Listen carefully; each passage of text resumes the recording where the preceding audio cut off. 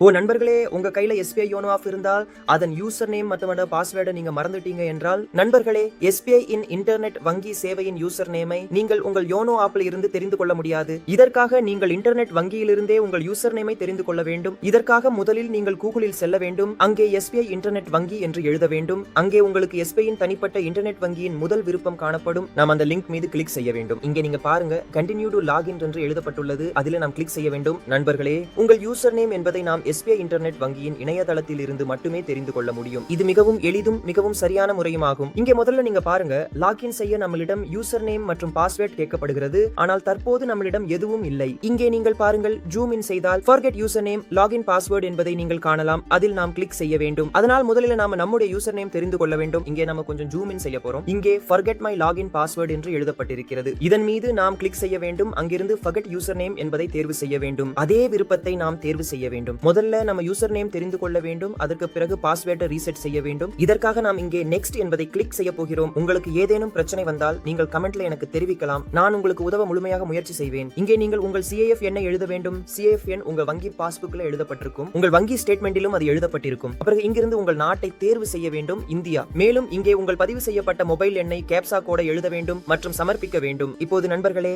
உங்கள் பதிவு செய்யப்பட்ட மொபைல் எண்ணிற்கு ஒரு OTP வரும். அந்த OTP-ஐ இங்கே நமக்கு உள்ளிட வேண்டும். பிறகு நாம் கன்ஃபர்ம் என்பதை கிளிக் செய்ய வேண்டும். நண்பர்களே, இப்போது நாமே தெளிவாக பார்க்க முடிகிறது, நமக்கு யூசர் நேம் கிடைத்து விட்டது. இதோ நமது யூசர் நேம். மேலும் உங்கள் யூசர் நேம் உங்கள் பதிவு செய்யப்பட்ட மொபைல் எண்ணிற்கு மெயிலும் SMS மூலமும் அனுப்பப்பட்டுள்ளது. இங்கிருந்து நீங்கள் இதை நகலெடுக்கலாம் அல்லது எங்கேயாவது குறித்து வைக்கலாம். இப்போது நீங்கள் மீண்டும் எஸ்பிஐயின் இன்டர்நெட் வங்கி இணையதளத்திற்கு செல்ல வேண்டும். அதே செயல்முறையை மீண்டும் பின்பற்ற வேண்டும். ஆனால் இந்த முறையில் நண்பர்களே, நாம் நமது யூசர் நேமுடன் நமது பாஸ்வேர்டையும் உருவாக்க போகிறோம். ஏனெனில் நமக்கு ஏற்கனவே யூசர் நேம் உள்ளது. இப்போது இங்கே பாருங்கள், ஏற்கனவே forget my login password தேர்ந்தெடுக்கப்பட்டுள்ளது. நமக்கு நெக்ஸ்ட் என்பதை கிளிக் செய்ய வேண்டும். இப்போது இங்கே நீங்கள் கொஞ்சம் ஜூம் இன் செய்ய வேண்டும். ஜூம் இன் செய்த பிறகு சில விவரங்களை இங்கே பார்க்க முடியும். முதல்ல உங்களிடம் வந்து கேட்கப்படுகிறது, உங்கள் யூசர் நேம் என்ன, அதை இங்கே நீங்கள் எழுத வேண்டும். அப்புறம் உங்க கணக்கு என்ன எழுதணும். இங்கே இருந்து உங்களுடைய நாட்டை தேர்வு செய்ய வேண்டும். உங்கள் மொபைல் எண்ணை இங்கே எழுத வேண்டும். மேலும் உங்கள் பிறந்த தேதியை எழுத வேண்டும். அது உங்கள் ஆதார் கார்டும் பான் கார்டிலும் உள்ளபடி இருக்க வேண்டும். எங்காவது நீங்கள் எழுத்து பிழை செய்தால் உங்கள் வேலை நடக்காது. பிறகு இங்கே உங்களுக்கு கொடுக்கப்பட்டுள்ள கேப்சா கோடை இங்கே நாங்கள் உள்ளிட வேண்டும். மற்றும் கடைசியில் நாங்கள் இங்கே சப்மிட் என்பதை கிளிக் செய்ய வேண்டும். நண்பர்களே, நமது பதிவு செய்யப்பட்ட மொபைல் எண்ணிற்கு மீண்டும் ஒரு OTP வரும். அதை இங்கே உள்ளிட வேண்டும். பிறகு கன்ஃபார்ம் என்பதை கிளிக் செய்ய வேண்டும். நண்பர்களே, இங்கே உங்களிடம் கேட்கப்படுகிறது, நீங்கள் உங்களை எப்படி தானாக சரிபார்க்க விரும்புகிறீர்கள். நீங்கள் ப்ரொஃபைல் பாஸ்வேர்ட் மூலம் சரிபார்க்க போகிறீர்களா,